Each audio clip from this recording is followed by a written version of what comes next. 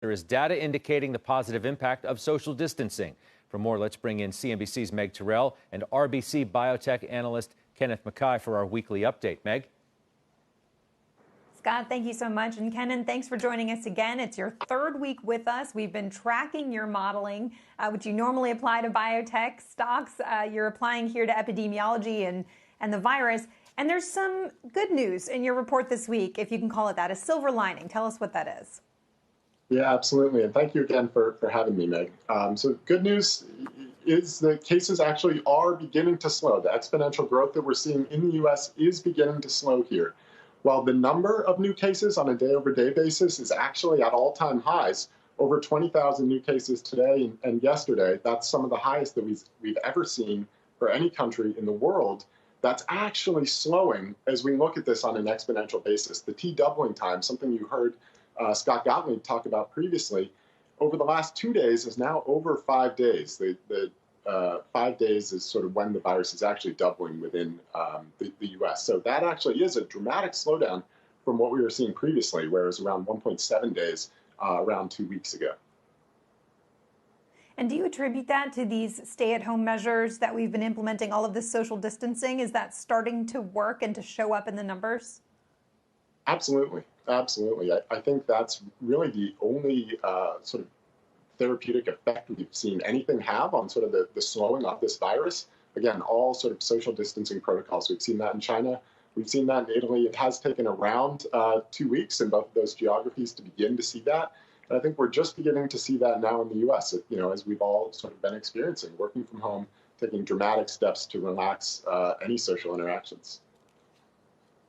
At the same time, you looked at Italy to sort of construct an equation for when you expected case numbers at a point that the U.S. healthcare capacity gets overwhelmed and you start to expect to see mortality rise. You say now we are at that point, especially in places like New York. Yeah, again, something you heard Scott Gottlieb refer to. I think there are epicenters of sort of the worst affected regions in the U.S. New York is one of those epicenters. There, the mortality is much higher than you're seeing across the rest of the country. In New York City, now we're looking at a mortality rate of around 2.6%.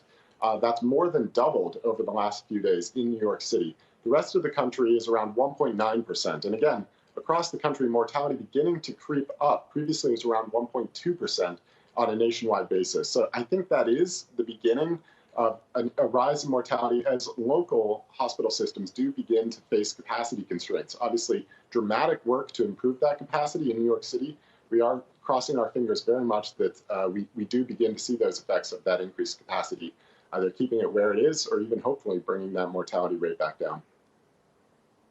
Right, and of course, all of these numbers are dependent on testing. I want to ask you to model backwards a little bit, if I can. Last night, Dr. Debbie Birx was saying the only way to know if our efforts here in the U.S. started too late is to do serology testing, which is to test blood for antibodies to the virus to see if it was actually circulating here undetected in late February and early March.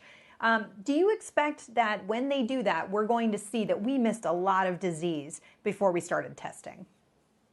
Oh, yeah, absolutely, undoubtedly. I think even without serologic testing now, we're probably missing a lot of disease.